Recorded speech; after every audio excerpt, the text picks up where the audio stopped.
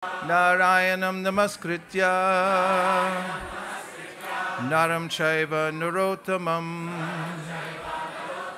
devim saraswatim vyasam tato jayam udiraye. We're reading from the Srimad Bhagavatam, Canto 9, Chapter 15, Parusharam, the Lord's warrior incarnation. We'll begin at text number 11, which I'll read, all the way until text 15, and then we'll chant it responsively and read the purport. Text 11. Prasadita satyavatya maivam pur iti bhargava atatarhi bhavet pautro jamadagnis tato bhavat. Satyavati, however, pacified Vaisesika Muni with peaceful words and requested that her son not be like a fierce Kshatriya. Vaisesika Muni replied, "Then your grandson will be of a Kshatriya spirit." Thus Jamadagni was born as the son of Satyavati. Purport: the great sage Vaisesika was very angry, but somehow or other Satyavati pacified him, and at her request he changed his mind. It is indicated here that the son of Jamadagni would be born as Parusharam. Text number 12 through 13. Sa chabhut samahat punya Kaushiki lokapavani Reno sutam renukam vai Jamadagnir uvahayam tasyam vai bhargava reshe sutta vasumad adaya yaviyan yajna ita sham rama itya vishruyata. Satyavati later became the sacred river Kaushiki to purify the entire world, and her son Jamadagni married Renuka, the daughter of Renu. By the semen of Jamadagni, many sons headed by Vasuman were born from the womb of Renuka. The youngest of them was named Rama, or Parusharam. 14. Yamahur Vasudevam Sham Haihayanam Kulantakam Trisapta Kritvato Ya Iman Trisapta Kritvo Ya Imam Chakre Ni Kshatriyam Mahim. Learned scholars accept this Parusharama as the celebrated incarnation of Vasudeva, who annihilated the dynasty of Kartavira. Parusharama killed all the Kshatriyas on earth 21 times. Text 15, we'll chant together. Driptim Shatram Bhuvo Bharam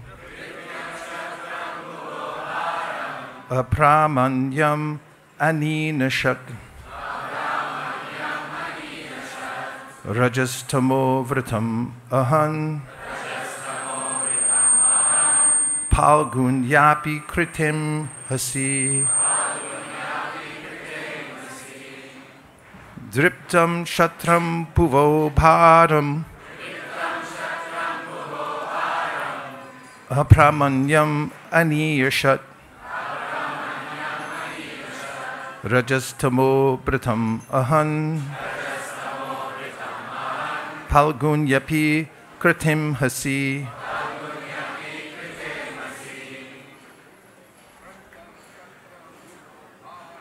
Triptam Shatram Puvo Bharam Abramanyam Aniyashat Rajastamo Vritam Ahan Palgun Yapi Kritim Hasi Triptam Shatram Bhavobharam Abramanyam Aniyashat Rajastamo Vritam Ahan Palgunyapi Vaishnavis Triptam Shatram Bhavobharam Apramanyam Aniyashat Rajastamo Vratam Ahan Palgunyapi Kriten Mahti Triptam Shatram Bhavobharam Apramanyam Aniyashat Rajastamo Vratam Ahan Palgunyapi Kritim Hasi Driptam, very proud. Shatram, the Kshatriyas, the ruling class. Bhuvaha, of the earth. Bharam, burden. Abramanyam, sinful, not caring for the religious principles enunciated by the Brahmanas. Aniyashat, drove away or annihilated. Rajatama, by the qualities of passion and ignorance. Vratam, covered. Ahan, he killed. Palguni, not very great. Api, although. Krute, had been committed. Anghasi, an offense. Translation. When the royal dynasty, being excessively proud because of the material modes of passion and ignorance, became irreligious and ceased to care for the laws enacted by the Brahmanas, Parashurama killed them. Although their offense was not very severe, he killed them to lessen the burden of the world. Purport by His Divine Grace A.C. Bhaktivedanta Swami Prabhupada. Srila Prabhupada Ki Jai. The Kshatriyas, or the ruling class, must govern the world in accordance with the rules and regulations enacted by great Brahmanas and saintly persons. As soon as the ruling class becomes irresponsible in regard to the religious principles, it becomes a burden on the earth. As stated here, Rajas Tamovratam Bharam Abramanyam. When the ruling class is influenced by the lower modes of nature, namely ignorance and passion, it becomes a burden to the world and must then be annihilated by superior power. We actually see from modern history that monarchies have been abolished by various revolutions. But unfortunately, the monarchies have been abolished to establish the supremacy of third-class and fourth-class men. Although monarchies overpowered by the modes of passion and ignorance have been abolished in the world, the inhabitants of the world are still unhappy, for although the qualities of the former monarchs were degraded by taints of ignorance, these monarchs have been replaced by men of the mercantile and worker classes, whose qualities are even more degraded. When the government is actually guided by brahmanas or God-conscious men, then there can be real happiness for the people. Therefore, in previous times, when the ruling class was degraded to the modes of passion and ignorance, the brahmanas headed by such a Kshatriya-spirited brahmana as Parashuram killed them 21 consecutive times. In Kali Yuga, as stated in Srimad Bhagavatam 12:2-13, Dasyu Prayeshu Rajasu, the ruling class, Rajanya, will be no better than plunderers, Dasyus, because the third-class and fourth-class men will monopolize the affairs of the government. Ignoring the religious principles and Brahminical rules and regulations, they will certainly try to plunder the riches of the citizens without consideration. As stated elsewhere in Srimad Bhagavatam 12.140, asamskrita kriyahinam rajasa tamasavrata prajaste bhakshayishyanti mlacha rajanya rupina. Being unpurified, neglecting to discharge duties properly, and being influenced by the modes of passion, rajas, and ignorance, tamas, unclean people, mlechas, posing as members of the government, rajanya rupina, will swallow the citizens, prajaste bhakshayishyanti. And in still another place, Srimad Bhagavatam 12.2, 7-8 says, Evam prajabhir dushtabhir akirne shiti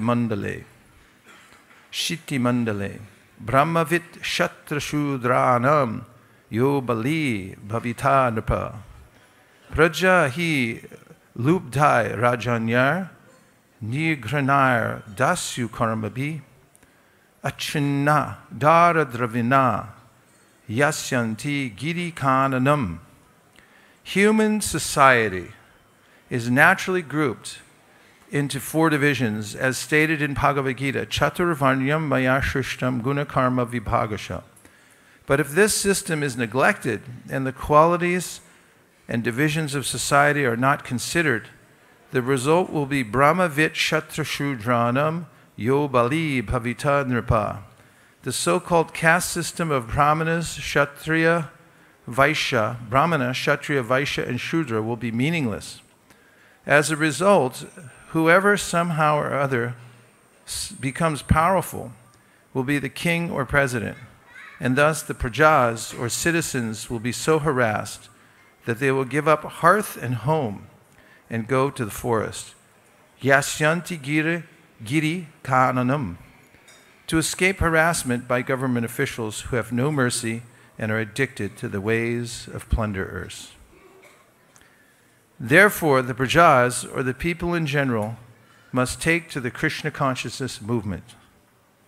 What must they do? The Hare Krishna movement, which is the sound incarnation of the Supreme Personality of Godhead. Kali Kale Nama Rupe Krishna Avatar. Krishna, the Supreme Personality of Godhead, has now appeared as an incarnation by his holy name. Therefore, when the prajas become Krishna conscious, they can then expect a good government and a good society, a perfect life, and liberation from the bondage of material existence. Om Jnana Timirandasya Jnananjana Shalakaya Chakshurun Militam Dena Tasmai Shri Gurave Namaha. Shri Chaitanya Manobhishtam Stapitam Yena Bhutale Swayam Rupa Kadahmayam Jadati Swapadantikam Vandeham Shri Guru Sri Yuta Padakamalam Shri Gurun Vaishnavam Cha Shri Rupam Sagrajatam Sahagana Raghunatham Vitam Tam Sajivam Sadvaitam Sadvatutam Parijana Sahitam Krishna Chaitanya Devam Shri Radha Krishna Padan Sahagana Lalita Shri Vishakan Vitanscha He Krishna Karuna Sindho Dina Bandho Jagatpate Gopesha Gopika Kanta Radha Kanta Namostute Tapta Kanchana Gaurangi Radhe Vrindavaneshwari Vrishabhanu Sute Devi Pranamami Hari Priye Vansha Kalpatarubhyascha Kripa Sindhubhya Evacha Patitanam Bhavanebhyo Vaishnavebhyo Namo Namaha. Jaya Shri Krishna Chaitanya Prabhu Nityananda Shri Advaita Gadadhara Shivasadi Gaura Bhakta Vrinda. Hare Krishna, Krishna Krishna, Hare Hare, Hare Rama, Rama Rama, Hare Hare. Driptam Shatram Bhuvo Bharam Abramanyam Anir Nishat Rajastamo Vratam Ahan Palgunyapi Kritam Hasi. When the royal dynasty, being excessively proud because of the material modes of passion and ignorance, become irreligious and cease to care for the laws enacted by the Brahmanas, Parashuram killed them.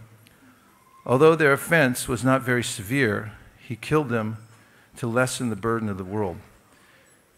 And although their offense wasn't very severe, we as residents of Earth right now are practically so exasperated with bad leadership in the government around the world. We feel happy when we hear this, that he killed them all. I mean, you can admit it. I know I do. It's nice to know that the Lord is there and it will take action, and does take action. He comes and makes things right, and he knows how to do it. At the same time, we're being invited in this verse, obviously. Why would there be a movement if we weren't being invited to be instruments for the Lord? That's one very exciting aspect of this verse, because at the end, Prabhupada mentions that the way to annihilate, which means to make zero, the demoniac tendencies of people in general in this age of Kali is to spread the holy name, to spread the Krishna consciousness movement. So that's the original spirit of the Krishna consciousness movement, and that is that we have a global task to do, that we're really meant to be an agent as a movement and agents individually for change in the world.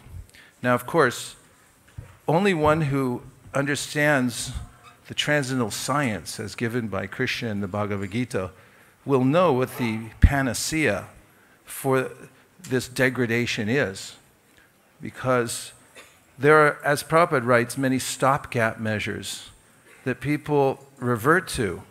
It's not that people don't want to have peace. They actually would like to see a good leader. There's just not one to be found. There aren't any good leaders. People elect people. Nowadays, the system becomes broken, and we have plutocracies around the world, or at least in America for sure, where the richest among the people get elected, because really it's about marketing more than it is about somebody being a good leader. And therefore, people in general, because the education system, even in the basis of democracy, is supposed to be that people are so well educated and they have free access to education that they know what they're doing when they elect somebody. I mean, the idea behind the Magna Carta was to prevent bad kings from taking over, and then, you know, it led it to the experiment into America, which is based on the Magna Carta, and then the Constitution of America, which is still posted there in Washington, D.C. You can go read both of them, the original documents that support the whole experiment that's going on there. And the idea was that the people collectively would be well educated. And because they were so well educated, there would be universal suffrage, means that everyone would have a chance to vote and to elect people who were qualified to lead. And then there would be checks and balances to keep people, that is, the leaders, from going off the rails. Of course, nowadays we see those rails, it's a little dubious. I mean, because first of all, the people aren't educated all that well and are very gullible to advertising campaigns, and people get elected. Back to the original point I was making is people really do want to see good leaders. That's why they really put their heart and soul into political candidates. Why would they waste a bunch of time trying to put somebody in power, at least the general people, if they didn't have some belief that this person is good, has some redeeming quality? Of course, they get disappointed because the material world in a general sense is disappointing because it gets contaminated by the lower modes of material nature.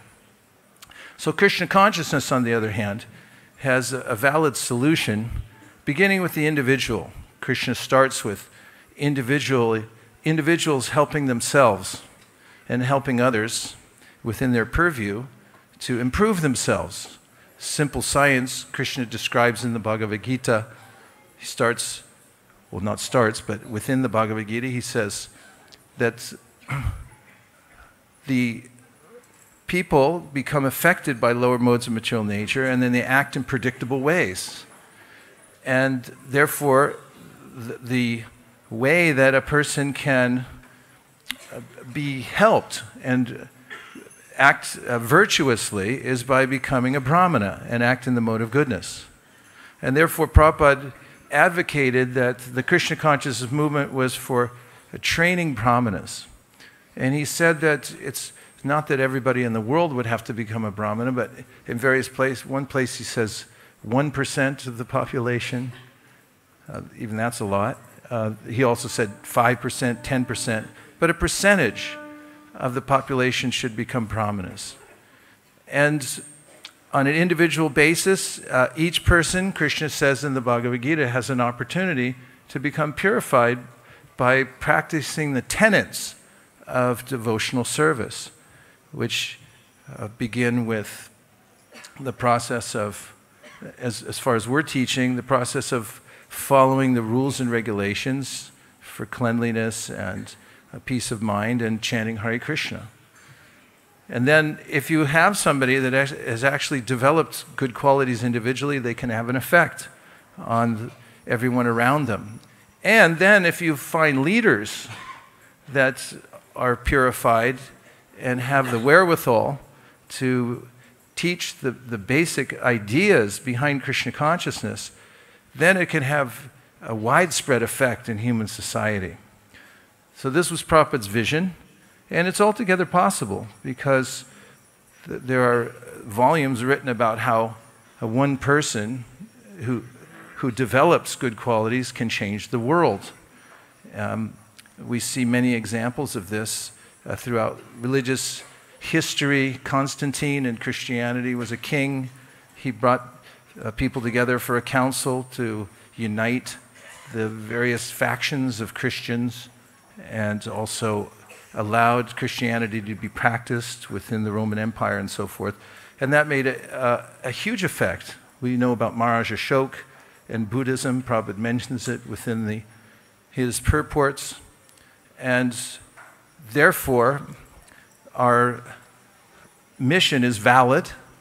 Individually, if we practice Krishna consciousness on a regular basis by chanting Hare Krishna, then we will be improved. The Srimad Bhagavatam says, Yasyasti bhaktir bhagavati akinchana sarvar gunas tatra samasate sura harava bhaktasya kuto mahadguna manoratena sati davato bihi. And that is that by practicing Krishna consciousness, you'll improve, you'll develop good qualities.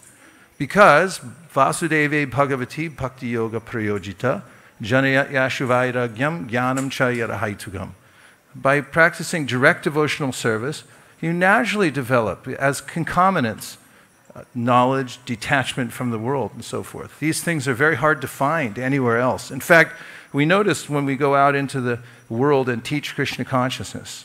For instance, I've been going recently to the corporate environment and teaching, and the very most basic principles of Krishna consciousness, talking about how to develop knowledge and detachment.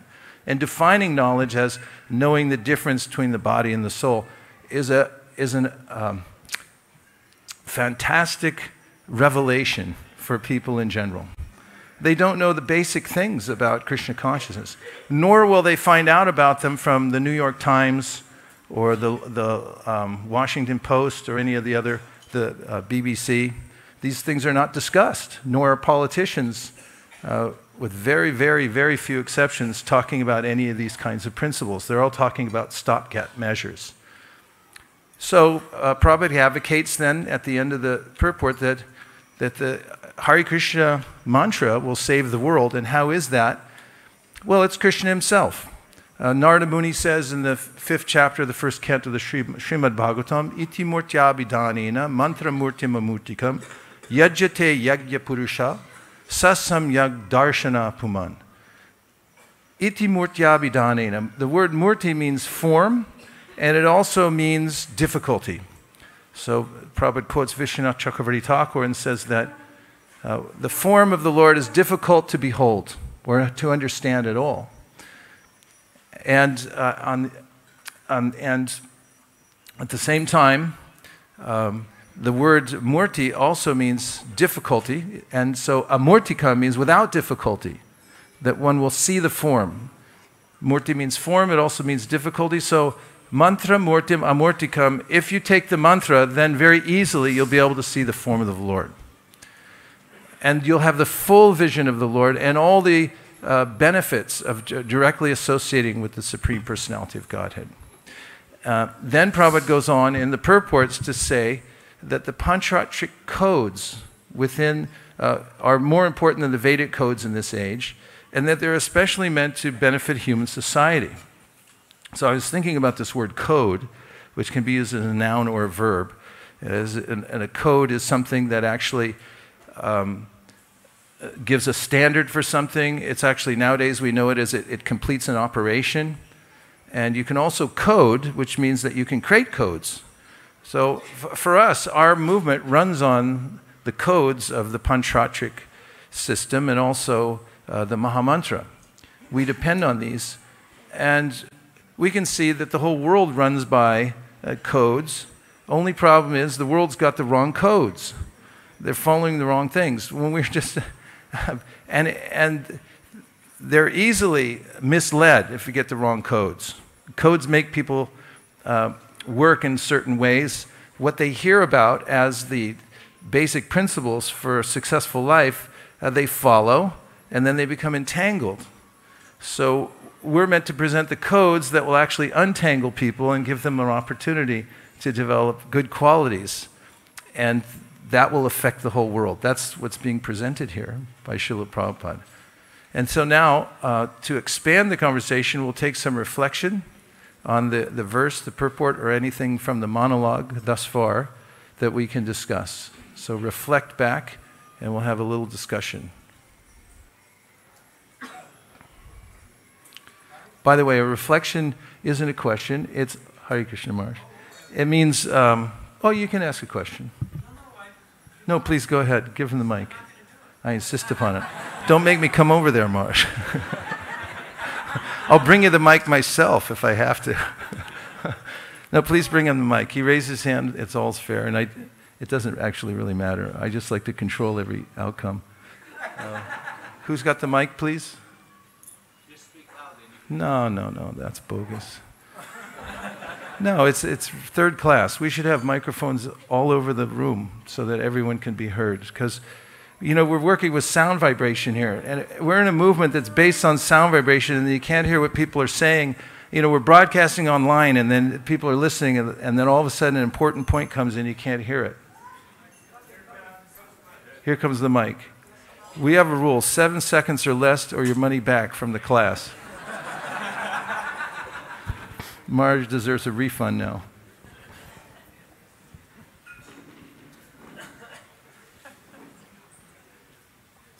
All that effort in what I've got to say is not a big deal.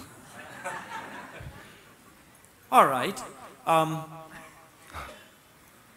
You know, you say that by practicing Krishna consciousness, this really wasn't the theme of where you were going, so I feel a little embarrassed. But we find that your ISKCON leaders, they're falling down. The devotees are falling down. We find that there's other people that have integrity, that they're all Krishna conscious devotees. So on one hand, you say there's, you know, no one within, they want to find someone, the general public want to find someone with integrity, but they can't find them. What? The only people with integrity are in Krishna consciousness movement. And we find that some of your top people are falling down. So come on, get real. Hare Krishna. Thank you. And I'm just giving this as fodder for you to elaborate. It's good fodder. It's important. It should be brought up. Purva Paksha. The Bhagavatam addresses these points. First, I quoted the verse that is spoken by in the 5th canto, which says that if someone practices Krishna consciousness, they'll develop good qualities. There may be people that have good qualities. However, the verse says, Harava bhaktasya kuto mahad guna manoratena asati davato bihi. Yes, they may have integrity, but it will shift. And what kind of integrity is that? Because ultimately they have no North Star to connect to. The ideas of postmodernism are a result of influence of the modes of material nature. As Krishna says in the Bhagavad Gita, Bahu shaka hyanantascha bahuda vyavasainam.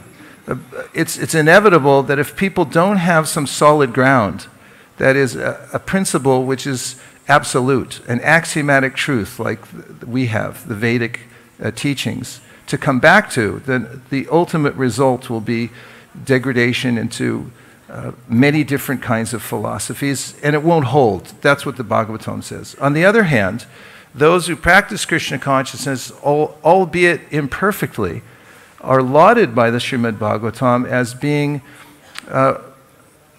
great souls. For instance, we have Tyaktva Dharmam Charanam Bhujam Harer Bhajana Pakvo Ta Patet Doyati Yatra Kwa Babajam Abuda Mushakim Kovarta Apto Bhajatam Sudharmata.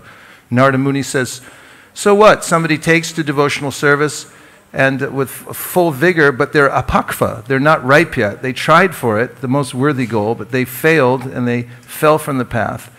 His opinion is that better they did that than they tried to maintain the status quo in the material world, and they were successful because ultimately it's an empty bag, the material world.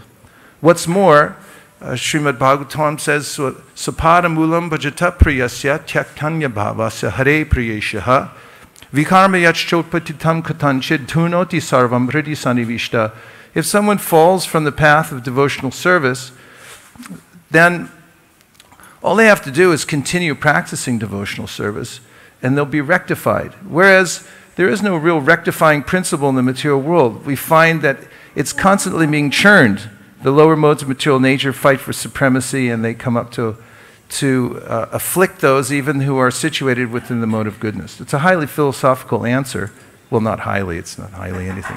It's just a philosophical answer. But on a more practical level, within any given population, there are going to be fewer exemplary leaders than there are followers. And therefore, as I mentioned earlier, Prabhupada said that 1%, 5%, 10%. Even if you find, and again he quotes this verse, if you have one moon, then it's more valuable than many, many stars.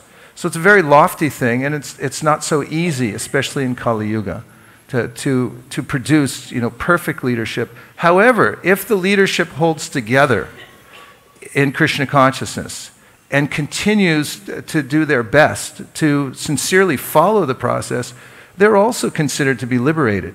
Those who are imperfectly following. Iha yasya haredasya karmana manasa gira nikila apyavastasu jivan muktasu uchite. There's every implication indication throughout the Shastras, and especially teachings of Rupa Goswami coming down through Srila Prabhupada, that the imperfect persons who are following Krishna consciousness are liberated, and they'll ultimately come to the perfect stage. My experience sitting up at the GBC meetings last year was that although it may be imperfect in some ways, the system, it's there, and it's going on, and it's holding as a leadership principle that holds things together. We were recently at Bagh Bazaar in Calcutta, and we saw after that, actually, we saw Srila Bhaktisiddhanta Saraswati Thakur's last instructions. This is at the Bhaktivedanta Research Center. And in it, he recommended that there be a GBC body to manage things. And that didn't manifest, so things didn't hold together so well. So there are ways in which to be inventive and hold together the principle of leadership and strength in numbers. Something. Other reflections? Yes, Lakshman. Lakshminath Prabhu.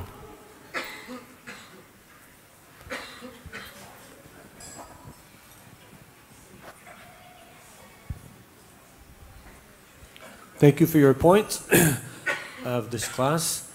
My point is that our movement seems to be pretty not so mature yet that we would be able to take on such a challenge as leading the world, as our movement is still struggling after 50 some years of just defining what Varnashram is, and having different groups saying that we do need Varnashram, and other groups of our society saying no, we don't need Varnashram.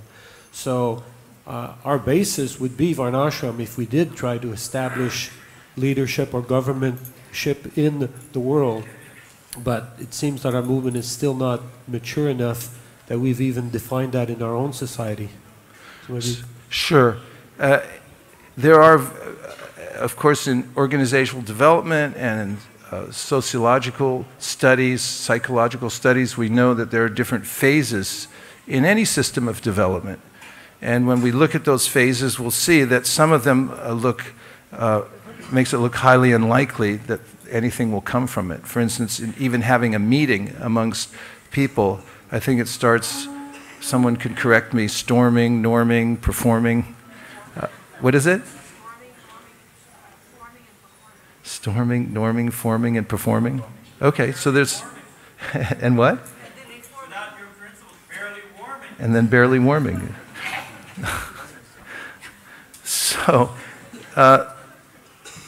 the point is, if the principles are sound and one has verified that one is getting accurate information to the best of one's ability, one should, albeit imperfectly, apply it consistently and go on. And I've found personally, in managing a small center on the west coast of California as an experiment, just seeing that at every phase of any project, there's always some sort of chaos. What to speak of when there was a churning of the ocean of milk, poison came out. We've experienced that many times. What to speak of an uneasy feeling that where do we go from here? It seems to me that the most practical thing for all of us is to reinforce our practices of Krishna consciousness individually and in smaller groups and in larger groups. And the principle is, what Prabhupada points here, Krishna's incarnation is coming in the form of the holy name and the Srimad Bhagavatam. And then we should also try to enact the various kinds of structures that are recommended. And they may not be forthcoming. It may take some time. So we have to be in a mode of preparation and looking to see where it can be applied. And as I was saying, in my experience, we oftentimes get an idea and we try to implement it. It doesn't hold together immediately or even after some years, but then when the time is right, because of our preparation and our intention, we find the right time for it to work. Srila Prabhupada was no different. He had an idea of spreading a worldwide movement. How would he go about that? He took pen to paper. He wrote extensively, thinking about how to form a movement. A lot of it had to do with training people in Brahminical culture and so forth. And how would he apply it? He would start something in India, the League of Devotees. That didn't work out. Someone could have said then, you know, and they did. They're like, this isn't going to work. I'm sure lots of people said that. What to speak of when he came on the Jaladuta. I hate to be cliche, but there it is. He got on the Jaladuta and he came to America, and you know, he implemented the principles that work. Even Sri Chaitanya Mahaprabhu, in explicating the process of devotional service, mentions 64 items. And then he says, well, at least there's 5 that always work, no matter where you are, and no matter how much connection you have to them. My sense is that, you know, for the masses, who's going to follow 64 items of devotional service? But if at least you follow 5 or even 1, which is chanting Hare Krishna, you're going to be successful. So we have to have that spirit also. Even as we have some sense of urgency because we think like we're really unorganized still, we also have, we can't start from that position and have strength. We also have to feel that, you know, what we've done so far is significant. It's not so easy to just bring together large groups of people and keep them together for many decades, focused basically on the same goal. That's not so easy. So we've got something, definitely, that is viable, and keep trying. And it will come to pass. Oh, Vijay Prabhu. Just a reflection there on what you just said. Prabhupada once said that spiritual movement in the material world, very difficult proposal. Always good to hear. Because oftentimes when we think, it's magical, it'll just work anywhere at any time, and then it doesn't, we become discouraged. It does work, and it will prevail, but we have to have patience and determination in order for it to work over a long period of time. And also, it is the material world, and it is Kali Yuga, so it's better to manage your expectations than to become repeatedly disappointed for thinking that, why aren't we an overnight success? I met a Jehovah's Witness in Japan.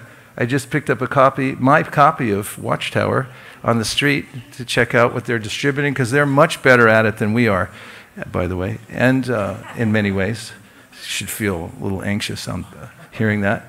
And I was sitting in the Govinda's restaurant and commenting to my friend, Satyadev Prabhu, that of all the Christian groups, the Jehovah's Witness seemed to be the most impenetrable or inflexible when discussing theology.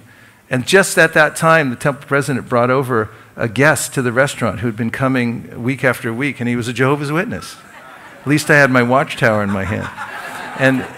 And then he said, I really appreciate your movement because I've been reading your spiritual master's books, and he then said these words. He said, I can tell by reading this that you have an unmotivated approach towards God. You're not asking anything. It's about service to God. And then he said, I also admire how determined you are because you're so unorganized. But you keep trying. And he said, don't worry, we used to be like that too. And Anyway, we're doing really well, actually. We're starting from a base that's much larger than, for instance, Christianity had, some historical idea about Jesus. There was a lot of contention in the early Jesus movement about who he was, God, not God, and so forth. And then they have some literature, the Buddhist movement, and so forth, which has very little to go on, and has expanded in a huge way. We're starting from out here with Srimad Bhagavatam, arguably the most eloquent and precise literature on the spiritual science in the history of the world. And starting from there and the practices that we have, we should have great optimism about the future of our movement. Yes, Rajendrananda Prabhu. Thank you, Prabhu. And then Maharaj. A reflection. I appreciated how, when you were referring to the purport, we have to give this Krishna conscious movement, the Hare Krishna movement, to the general populace. And then you said, in extension, that means that each individual has to embrace the process and share it according to their capacity. So it's very easy to try and pass the buck, or just, and I would have said this whether, Lakshmanath Prabhu, you'd said what you said. Very easy to critique or comment on somebody else's execution, but the buck really stops with each and every one of us, or our spiritual master expects it to. That's a really good point. Individually, in a microcosmic level, we have to look and see how's it working for me, and how much effect will I have when I'm interacting with people and teaching them Krishna consciousness. Cesar Chavez, who started a successful group of people who were laborers who had been abused for many years, and then developed a very powerful very powerful political force, was asked by an interviewer, so how did you do it? And he said, well, I just talked to one person, and then another person, and the interviewer said, no, really, how'd you do it? Let's hear he said, then I talked to one more person. So it has to work on an individual level also, and never underestimate the power of one person at a time. Maharaj needs the mic way over there in 7 seconds or less. Sorry I said that. That's good. This is some teamwork here. 4, 3, 2, 1. Hare Krishna. Thank you, Prabhu. Wonderful class. We heard that Srila Prabhupada said this movement will conquer the world through education and culture. And my reflection on that is education is theory, but culture is practice. And my feeling is that we still think we'll conquer with philosophy, but if we do not practice our philosophy in the right way, people will not trust us so much, and it will be hard to develop the relationship. And I was also thinking why Srila Prabhupada was saying that in India, you know, every Indian is intrinsically Krishna conscious, because people here believe in different deities. Some believe in Shiva, some believe in Ganesh, etc. So why was he saying that they are Krishna conscious? But actually they have the same culture, and Vedic culture is Krishna's culture. And I was thinking, if we focus more on culture than on philosophy, and focus on relationship rather than on control, trying to control people through Krishna consciousness, because ultimately Lord Chaitanya Mahaprabhu brought love, which means respect, care, appreciation. So if we would be more focused as a society on culture, I think we would gain much more appreciation and support within our movement and outside of it. Thank you. Yes, thank you. It reminded me of a verse from Srimad Bhagavatam in which Narada Muni says, Idam hi pumsam stapasashutasya va svistasya suktasya tabuditatayo avichutar tar kavibir nirupito ya uttama shloka gunarna varnanam, which means that the perfection of all the various sciences and of culture has to do with bringing people to the vision of the Supreme Personality of Godhead and the beauty, the aesthetic beauty. I agree with you that people are affected by aesthetics and by culture more than they are philosophy, because people are not really open for instruction in the world. But if you can change their heart, then when their heart opens, they can accept it for themselves. For instance, I was just in Ahmedabad. We were doing some book distribution seminars. You knew I'd have to bring that up, right? So, and then we were doing some seminars about book distribution, and we were talking about the principle, you know, when we go out to meet people one-on-one, of respecting them. Each individual has to be respected. For instance, when you meet people, if you condescend, especially Indians, if you go up to Indians and say, here, buy Bhagavad Gita, you know, non-practicing Hindu, they'll immediately recoil. Whereas if you go to them and admire the fact that they come from a culture where they already know Bhagavad Gita, that their mother read Bhagavad Gita, their grandmother memorized Bhagavad Gita, and we actually say that, they go, yeah, that's true.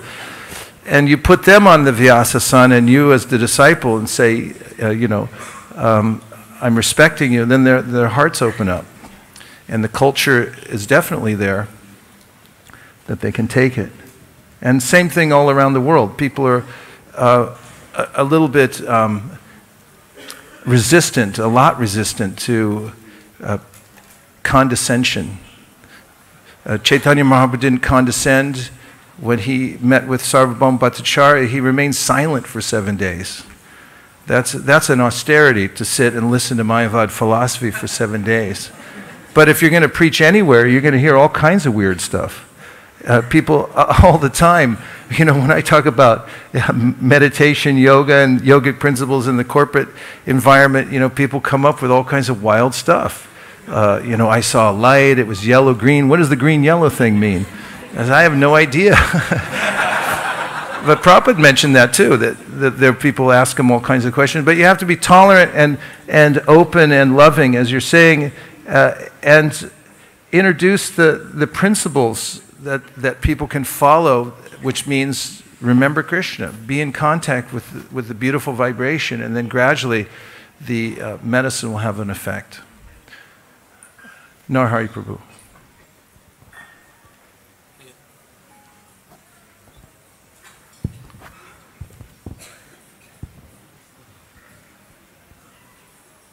Hare Krishna.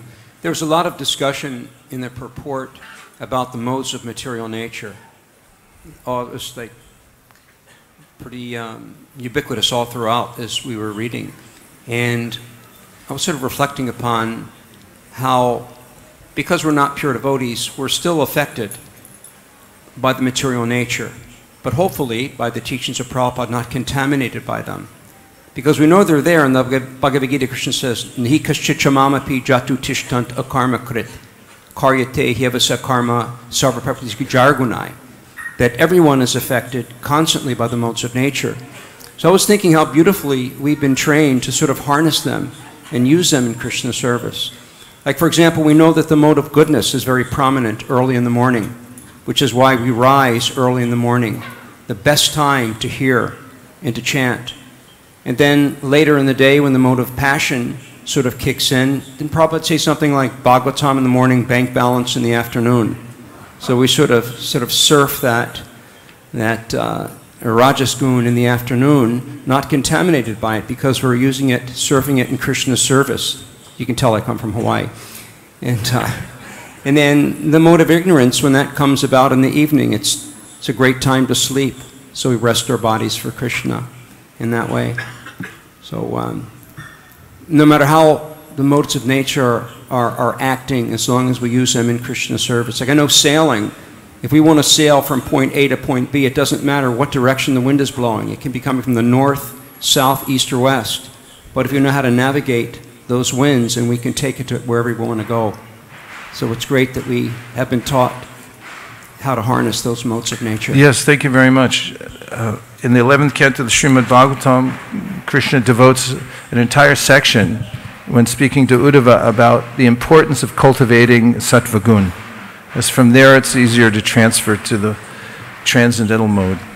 And there's a lot to be said about that, but there's very little time, and I got all these notes, and I have 30 seconds left. You said that Lord takes action to protect Dharma, but sometimes it seems that a lot of damage has already taken place, and then Lord comes. Example, how many people have already been killed, plundered in the name of religion, poor leadership? How can we understand Lord's indeed acting in the right time? Well, because He's the Lord. He knows, He's got a wider perspective of when to come. I mean, someone could have said that about the children of Devaki being killed, but He knew who they were. They were lined up to be killed and make the way for Krishna to advent. So He does it within due course of time. And don't think that just because you have Dharma, you're not going to get chewed up by the material nature. You're still going to get chewed up and ground to pieces because of the wheel of time. But you'll be cognizant that this is the working of the Supreme Personality of Godhead, and it's beyond your control. There's a difference. And finally, how can one identify one's place in ISKCON in terms of contribution or service? Best thing is to associate with those who are high-minded and who are engaged in very positive service. And when you feel an inspiration from associating with them, then to try to emulate what they're doing. I heard recently from, what's her name, the famous, Genevieve Harrison was talking in an interview about how she met Jamuna, and she was contemplating, you know, how she would fit into the Krishna conscious movement or practice Krishna consciousness and all. And after she met Jamuna, when she was driving home in her parents' car, then she thought, I want to be like that person. So service flows from one devotee to another, and if you find some person that is exemplary who inspires you, and then you can act as an apprentice, then you can actually find your way into the Krishna conscious movement and not only have a brilliant career in devotional service, but also go back home, back to Godhead at the end of life. Gaur Premanande Haribo, Nitai Gaura Haribo, Haribo, Haribo, Nitai Gaura Haribo, Nitai Gaura Haribo, Bo, Hari Bo Nitai Gora Hari Bo.